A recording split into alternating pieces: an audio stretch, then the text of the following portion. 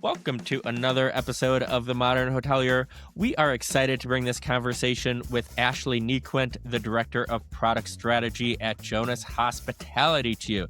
David, what were some of your favorite takeaways from this conversation? Well, I think what was great about this conversation is that people know the companies within Jonas, but they don't always get the chance to learn about Jonas as a whole, their strategy on acquiring these companies, and just their overall approach to hospitality. So I loved hearing her talk about the way they approach things. I agree. And silo technology is such a big conversation for us. So hearing about their strategy as a company and how that correlates to hoteliers having a better experience with technology really stuck out to me. Really excited for this conversation and excited to hear what you think about in the comments. Enjoy. Enjoy it. Welcome to The Modern Hotelier, the most engaged podcast in hospitality. Don't forget to follow, like, subscribe, and let us know in the comments what you think about today's episode. Steve, who do we have on the program today? Yeah, David, buckle up. It's going to be a good one today. We have on Ashley NeQuent, the Director of Product Strategy at Jonas Hospitality. Thanks for joining us, Ashley. How are you doing today? I'm great. Thanks for having me here today. All right, so we're going to get started. So we're going to go through a real quick lightning round. We're going to get to know you a little bit better, learn about your career, and then dive into some industry topics. Sound good? Sounds great. All right. So what did you want to be when you were growing up? Two things. I wanted to be a historian and an interior designer. Ooh, okay. Yeah. What's something that you wish you were better at? Celebrating my wins. That's a good one. What's a luxury you can't live without? Quiet Saturday mornings. Okay. Who's a person, dead or alive, you'd like to take to lunch? Teddy Roosevelt. He did a lot of great things that are actually near and dear to my heart. So yeah, he's a good one for me. Okay. If you could have a superpower, what would that superpower be? I think the ability to mind read, especially to clients, to make sure we're doing what they want us to be doing. That'd be All my right. my first choice. All right. And last one, what's something that's on your bucket list? A lot more travel this year and moving forward. Used to travel a lot for work, not so much anymore, but time to do some things that are more for my family. Well said. Well said. You're quick on the gun today, Ashley. I love to see it. So now we're going to go through your personal background a little bit more about what makes you tick. So you grew up in Old Forge, New York. Is that Yep, correct? that's right. Yep, it's the key to the Adirondack Park. So yeah, I've grown up there. We moved there when I was 11. Awesome. How did growing up in Old Forge really shape you into who you are today? When I was growing up, I was, kind of an introverted kid, but definitely like a go-getter.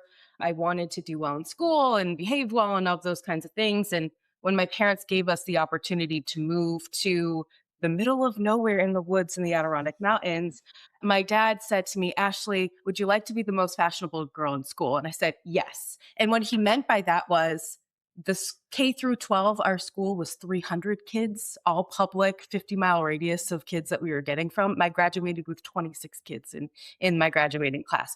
So really tiny, but what that allowed me to do, number one, is to have a sense of place in this beautiful area that not a lot of people get to explore. And number two, I had an amazing group of teachers and friends and a whole community who was really rooting for me. So that helped me to excel into, hospitality. Tourism is a huge part of the Adirondacks. Really, your choices for living there are you're in logging, you're in tourism, or you have some sort of a business that supports both of those things. So, it just paved the way for me to be in the hospitality industry. So, yeah, it really, I think if we had not moved there when I was a kid, I would not be sitting and chatting with you all today. Somebody twisted your arm to get out of logging and go into hospitality, Yeah, huh? yeah, that wasn't going to happen. I don't think putting me on a skid steer is a good idea. So, yeah. Oh, yeah, this is a good path. So along those lines, you went to Paul Smith's college. You got your degree in hotel, resort, and tourism management. So you touched on it, but what really kind of was that thing that drove you to go into tourism and not logging? So I started as a kid at 14 years old working at a campground. So it's a family owned and operated campground that's attached to a very large water park right there in Old Forge. Started there really at 13 babysitting everyone's kids so that they could go to work, and then went into the front desk and reservations and things like that. That happened because everybody worked, right? In high school, everybody's families owned a business or they were working somewhere. My parents did the same thing. They said, you're not going to just sit at home all summer long, go to work. So I did. And I was lucky because I had some very influential female mentors that molded me there. So I had a wonderful general manager that like really showed me the ropes and took me under her wing. She owned a separate camp herself, right? Like a kind of a cottage colony. So if there was overflow or we overbooked or something, she always had something in her back pocket at her own spot. So she kind of, always had an opportunity to smooth something over. And I really listened to her. And there were other leaders there as well. So again, from 13 or 14 to 20 years old, I worked there 40 hours a week every summer and into the fall. So when we started talking, my parents and I, about going to school, my dad told me, okay, you're going to either go to community college to figure out what you want to do in life, join the military to essentially go to college for free after the fact, or you're going to a 4-year institution and you're going to declare your major early and you are going for 4 years, period, right? We're not on the 5-year plan. And really, for me, I thought, gosh, what do I want to do? And of course, I wanted to go to FIT in Manhattan and do the interior design thing. And my parents were like, you're going to go from teeny tiny Adirondack town where literally you can't do anything wrong because everybody knows who you are, to middle of Manhattan. That's not a good adjustment. And so we really got talking about it and said, you know what? I do like this world of guest relations and lodging management and inventory, and I was good at it. And again, with the leadership that supported me, I said, you know what? Hospitality might be something interesting. So then we started touring schools, mostly New York State, some in Vermont. And when we got down to it, Paul Smith's to me felt like home, right? It's the only 4-year institution in the Adirondack Park. It's highly accredited. At one point, we owned our own hotel. So when you were a hospitality major, you drove into Saranac Lake, New York, and you worked at the hotel. So for me, that gave me a lot of opportunity to have the same kind of feeling I had in high school, but in the college setting. And I mean, it was great fun too. And again, the premise of that property, it was owned by one of the first Adirondack guides in the Adirondack Park. And Wow. he married into a hotelier family in New York City. So the property itself in the 20s was a lodging facility, guiding facility, casino, where people from New York City would take the trains that were built by the Vanderbilts up to the Adirondack Park, and they would stay there for the full summer. The whole thing burned down in the early 30s, I think. And then in 1946, they decided to open it back up as a place of higher education. And the first graduating class was soldiers from the GI Bill. They all went into arboreal culture. So yeah, it's pretty cool because the majors, they've kept right along with the whole use case for that property. But again, it felt like home to me. I knew a bunch of people from there. I got along with the professors really easily. So it was a natural transition for me and really loved it. So that's your long-winded answer for No, why I am who I am. I kind of got suckered into it. no, good story. Yeah. That's great. That's great. And not only you got in hospitality, but you traveled quite extensively. Where do you have like a secret place that kind of blew your mind away? Or if not, a favorite place that you've gone? Ooh, that's a good question. And I've traveled to almost every state. Hong Kong for sure, Okay. because it's so different from where I'm from, and the people are kind and wonderful. I've stayed there for about a month in 2015. So that's a place that I would love to get back to someday. Do you have a favorite state that you've been to since you've been to almost most of them? That's one of my Oh, bucket lists. So like yeah. there's a couple states that really blew me away when I went to them. Did you have any of Yep. those? Definitely Hawaii. Okay. Kauai was for a while. I love Western North Carolina. Yes. Total separate ends of the spectrum, but love Western North Carolina as well. Spent some time there too. So I think those would be the two. Kauai specifically for its nature. I mean, Okay. Jurassic Park was filmed there, right? So, Yeah. just the flora and the fauna, and again, people are wonderful, and the food is wonderful too. Twisted my arm. I'll put it on my bucket list. Yeah. uh, well, that was great. So now we'll dive into your career a little bit more, how you got to come to Jonas. So you started your career at the front desk at Old Forge Camping Resort, like you mentioned, and the guest service agent at the Whiteface Lodge. What did those early days teach you that you kind of still take with you, even though you're on the tech side? I think the first thing it taught me, all of those taught me, is teamwork. Certainly. Those operations can't survive without a team that it knows each other well enough to know each other's behaviors. So to me, that was the biggest thing. We kind of had we on both of those locations, we had a flow. We all had an understanding of the expectation throughout the day. I feel like in my experience now, post COVID, we try to have systems train our teams to a degree.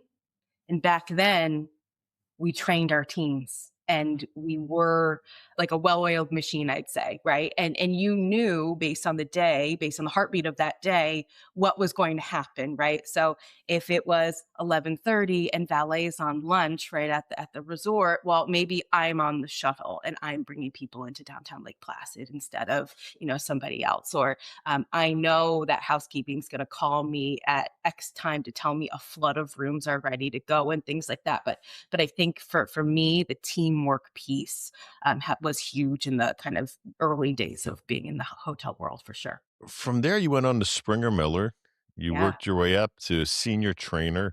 What made you decide to explore the tech side of the business? We had trainers come to the Whiteface Lodge to just do some kind of, just general systems training. And I thought it was interesting. And this one woman really said, showed me the perks. I was, again, from this really small town in upstate New York. I had not traveled extensively at that time. And she explained how she gets to go to all of these great hotels in all of these Mm. different areas and train people on software. And originally, when I got my hospitality degree, in my first part of my brain said, I'm going to stay in Lake Placid, New York, and I'm going to be the general manager of a Relais and Chateau hotel, right? Like that was my goal at 22 years old. And then I got into it. I thought, I need to get out there. One of my professors at Paul Smith's, Joe Conto, he always told us, we love all of you, but you do need to leave and see something else to really appreciate being here. So he was kind of like we love you, but please go. So yeah, I had gotten inspired. I had graduated from college and I sent an email to Springer Miller, info@springermiller.com and said, hey, do you have any openings? And they said, yes, we do. So That's a yeah, good story. yeah, pretty quick to do that. I think Labor Day weekend, I think the Sunday of Labor Day weekend, I moved to Stowe, Vermont from Lake Placid. And God bless those people because you know how a resort town is on Labor Day weekend to allow me to go. That day was amazing. But again, I had a great general manager there too, who really supported me.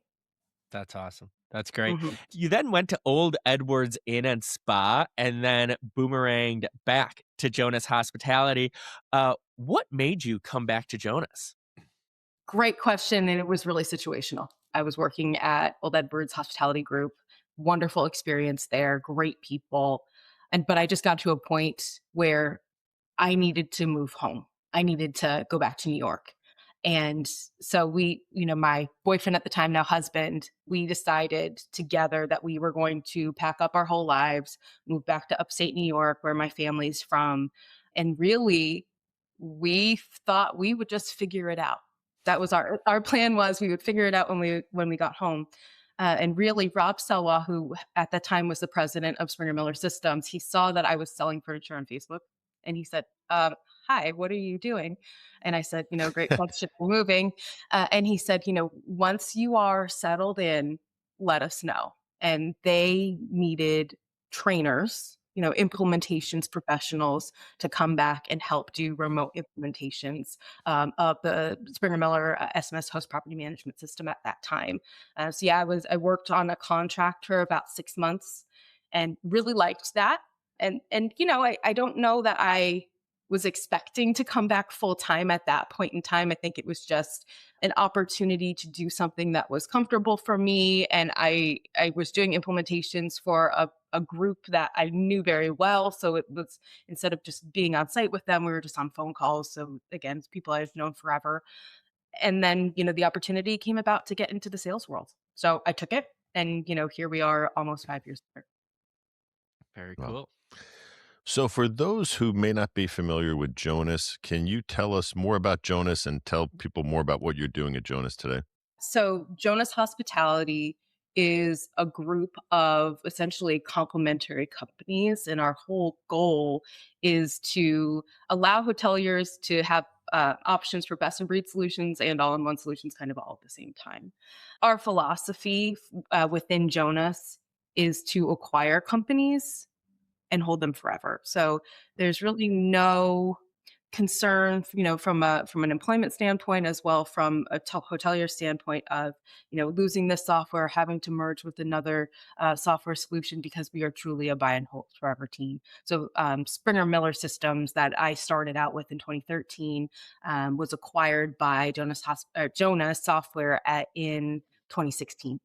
And then over time, Jonas has acquired other complementary software solutions. And the goal for us is, like I said, to have an opportunity to fill every cog in the wheel of a tech stack for a hotel.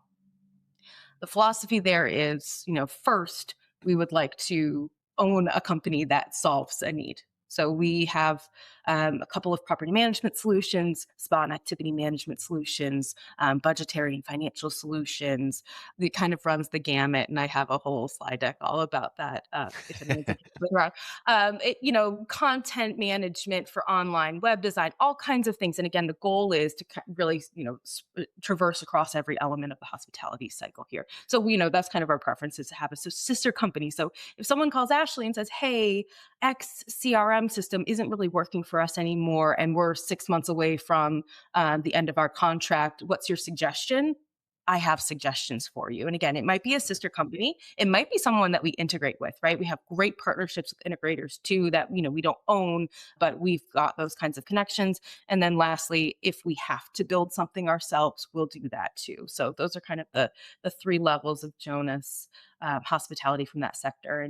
And I'll be honest with you, Jonas is part of Vertus Software, which is owned by Constellation Software. So we kind of have the three levels of backing there. So we can kind of operate in our decentralized model where every company can operate on its own, but we have the financial backing of this such a larger company that, again, we've got that financial security and we've got that trust that we're held forever. So it is a kind of interesting and different from other solutions out there on the market. But I really have enjoyed my time with this group. We, about 3 years ago, decided to change from solely decentralized within the hospitality part of the vertical. So in the past, again, we were recommended to run our own organizations, right? So, for myself, I would solely be working for Springer Miller. I was an application consultant, went to a solutions engineer. So I was doing the demos for solely Springer Miller based products.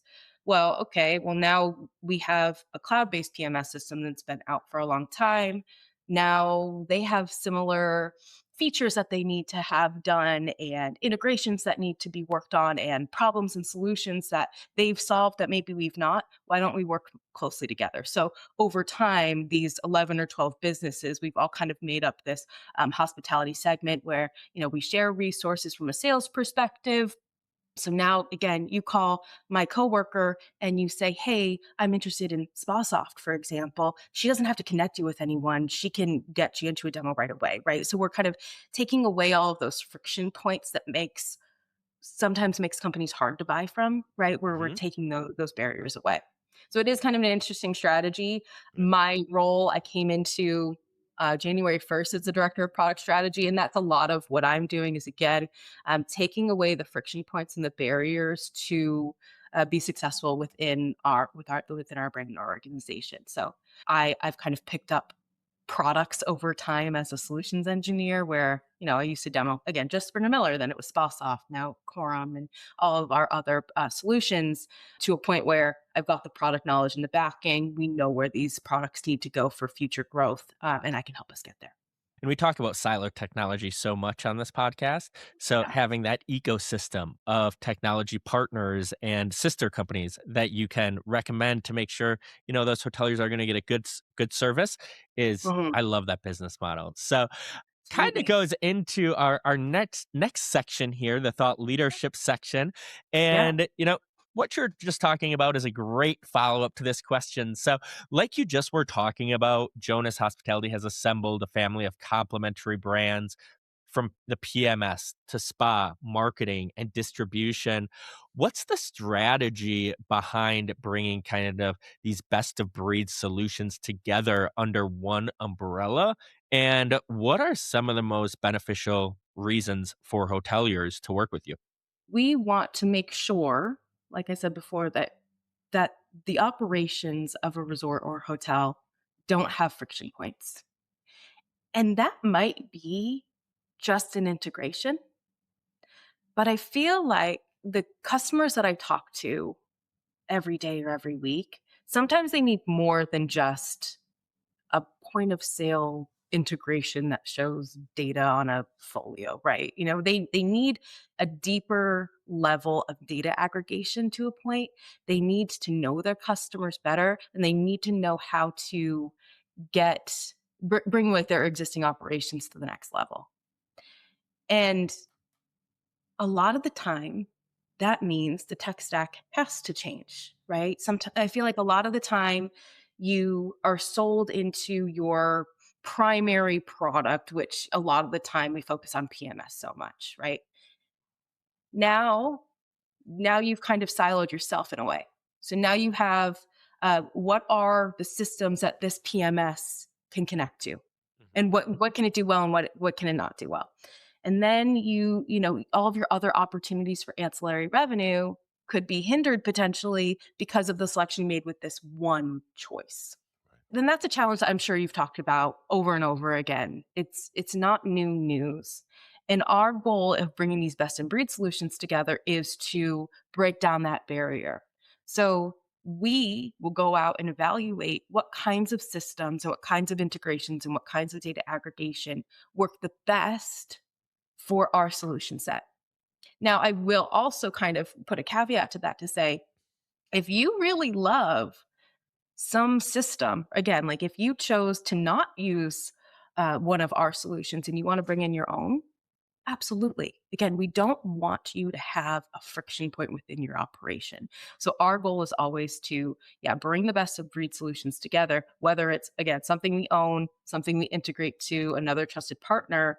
But for me, I would prefer to really talk through all of your tech stack. And if I'm going into a discussion and we're talking primarily about PMS, you really need to know what the value strategy is for you, but also where are the issue points that are going to come through, and really know that clearly before you make a tech stack decision. Because generally, you're at least making that decision for 3 years. If not, maybe that's an 8 or 10 year decision.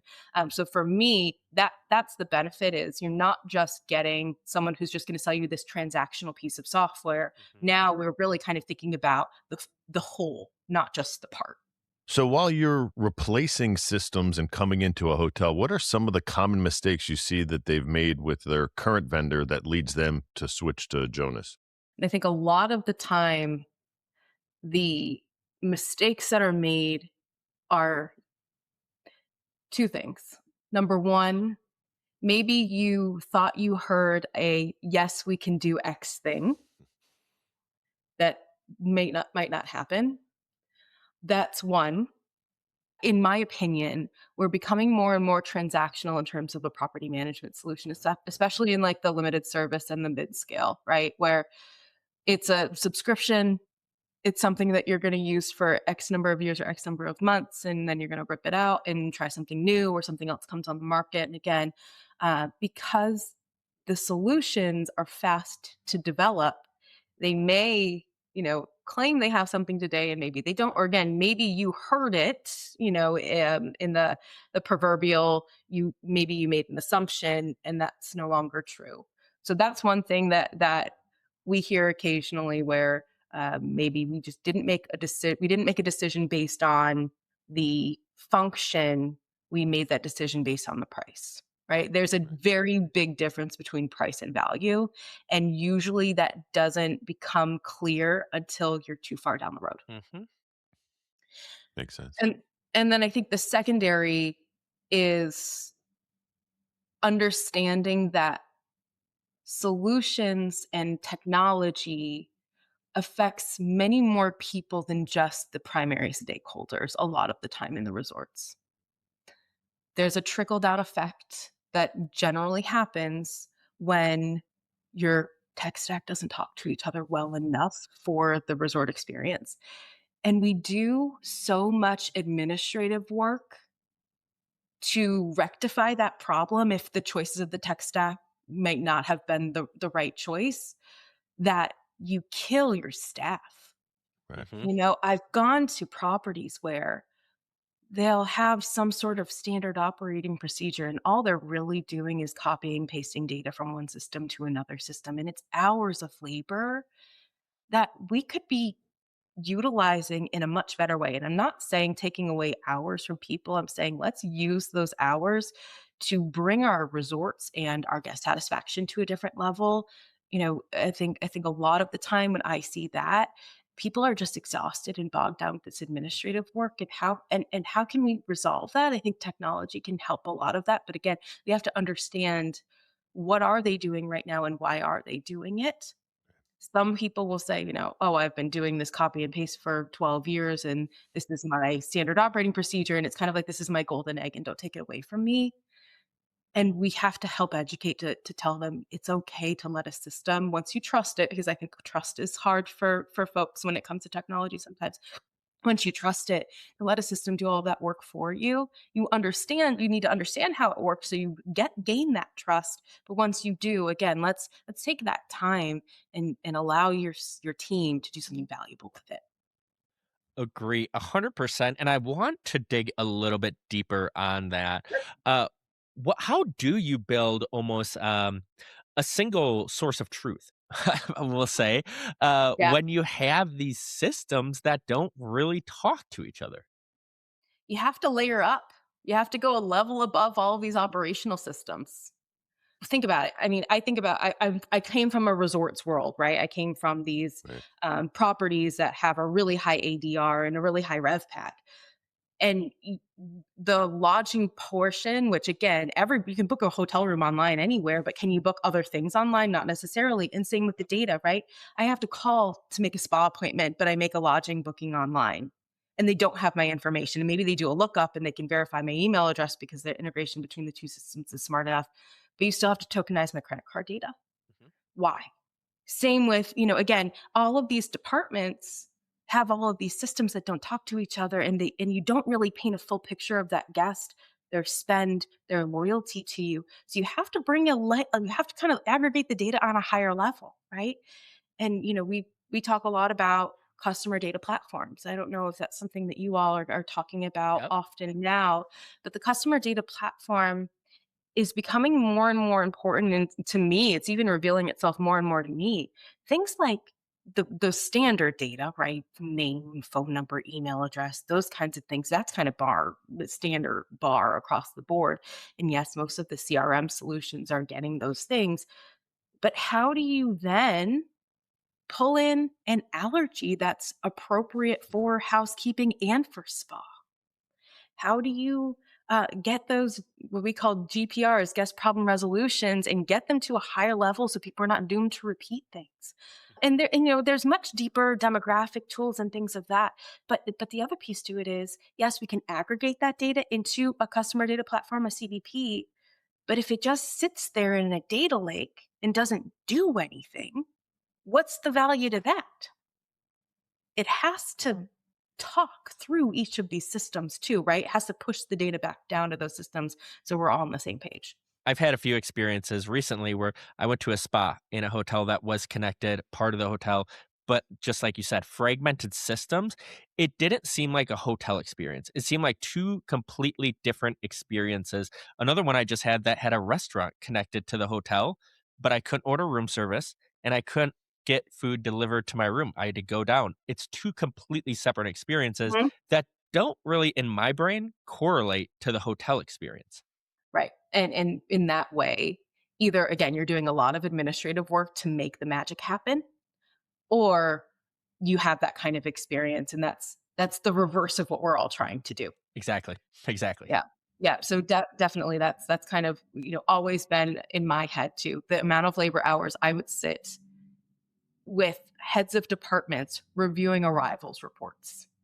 You got that all that administrative work that you're doing to hopefully prevent anything from going wrong, and really what we should be doing is we all have that information, and now we can go the extra mile. That's the goal, obviously.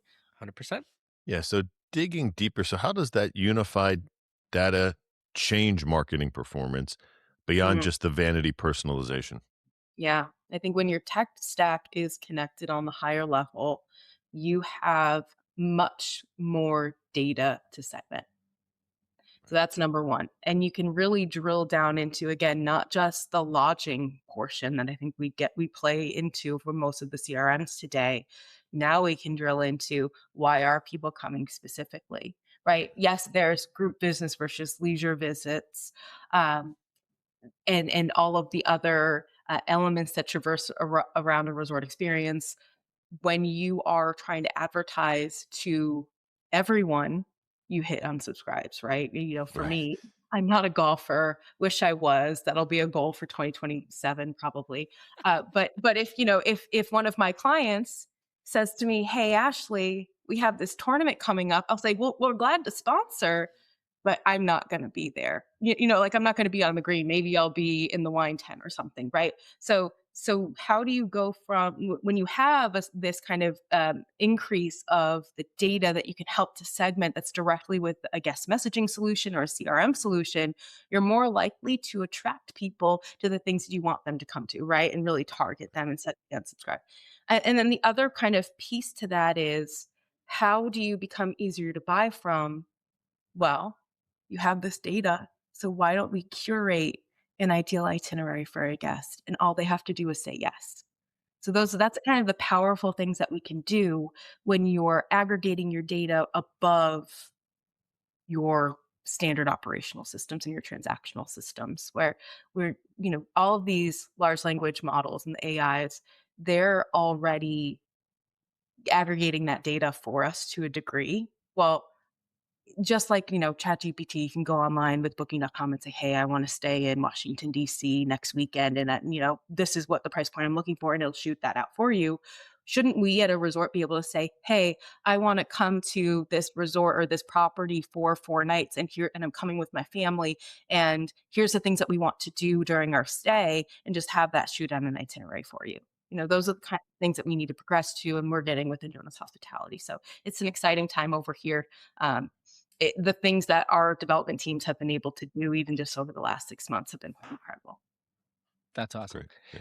And I have a question for you because we've been talking about tech this whole time. Um, our team recently went to San Diego less than a month ago, and we were having dinner at the bar. And I was sitting next to this woman, Miriam, and she was telling me how she is not into technology. She was an older woman. And the Yeah. reason she comes back to hotels is because of the people. And the people, how they make her feel. And when she walks in, she's been going there for 30 years. They still know her name, things like that. So, from your perspective on the tech side, what are low tech moments that you just still love to deliver for guests? I think you hit it on the head, Steve. We should be using the technology to make our jobs easier to create experiences like that, right? Like Yeah. I've worked in resorts where these guests are coming 50 and 60 times over 10 years. Right. Amazing. We should know their dogs' names, and we should have a relationship with them much more closely than just "Hi, are you checking in today?" or "Hi, what can I get for you?" We should know their drink, their cocktail. Like that's an expectation. And again, like, I grew up in this kind of high competition world of high touch service, that's everybody should know everything, right? From a housekeeper all the way up to the general manager. We pretty much should know how to do everything from an operational perspective, right? I probably am not going to make you the greatest steak versus someone on the line, but generally speaking, we should be able to do these things for these guests. If the technology is giving it all to you, well, now it's up to us with our emotional intelligence to be able to provide those kinds of moments for guests. And I think the other thing that, specifically me personally, when you are going to stay somewhere, it's the people that are the reason that are coming, but it's also your sense of place. So to provide value in the resort, right, from that historical perspective, or maybe it's the area that you are and how special that is to you, will transition to that guest if you're connecting with them to that point. And again, those kinds of things that might not be data that we hold on to, but the connections that we make with these people and offering that sense of place, that'll get them to come back. Absolutely. 100%. 100%. Well said, Ashley. Well, Ashley, this has been a ton of fun. We've enjoyed asking you questions this whole time. Now we're going to turn the tables and let you ask David and I a question. Ooh, okay. That's good. Let's see. I think I have a couple. We'll start with one. I think, for 2026, we're in quarter one or early quarter one 2026. Do you all have projections or outlooks in hotel technology that we can kind of mingle on and bring back to our teams to help better our services for the world, right? For the world of Mm. hotels, especially North America. Go Dave? ahead, Steve. I always go first. You go first. Oh, thanks. Thanks. No, that's a really good question. And the first thing that popped into my head, we kind of touched on this already, but really enhancing the guest experience through personalization. I had a one situation that has still baffled me and really stuck out to me as I pulled up to a hotel in my car and I stepped out of my car and the valet said, "Welcome to the hotel, Mr. Carran. We're happy to have you." I was having a meeting with the GM and he's like, "GM XYZ is waiting for you inside." I was blown away. Like, how did you know my car that I was pulling in? And then the personalization there. So I think like utilizing technology, kind of like we spoke about, where you're adding that wow factor or that surprise and delight that we say so often in the hospitality industry, Mhm. of really blowing away the guests and making that stay extra special while utilizing technology. So that's one thing. I know we've been talking about personalization for a couple of years now, but I think we're finally to this point where we can utilize technology to really help with that. Yeah, the Agreed. only thing I'll add is that I think we're going to see the continued leaning in on AI, but the shying away from it being too AI, meaning you can feel it's not real. So AI can really, as you were just saying, it can learn a lot. It can actually, in a second, we all use it now, can come up with a LinkedIn post or an email for you. But there's still that human element that you can definitely see it when you're reading something from AI or something from AI is being delivered. So I think it's to your point, AI might deliver, hey, this is what we think you and your family would enjoy, but you can't just let it up to that and just kind of spit it out to the guest. You're going to have to look at that, make sure it's tailored right, and really put that human element on it. Yeah. Makes sense to me. And it falls exactly kind of along with our strategies for this year. So kind of grateful to you all for saying those things that we're thinking about too. So happy to hear it. Well, when hotels ask, now you can just send them that recording and be like, Yeah, Jonas can help you with both of those things. Yeah. exactly. Ta-da. Listen to this. Yeah. Yeah. And we'll get you some more followers from our side too. So that'll be good. There we go. There we go.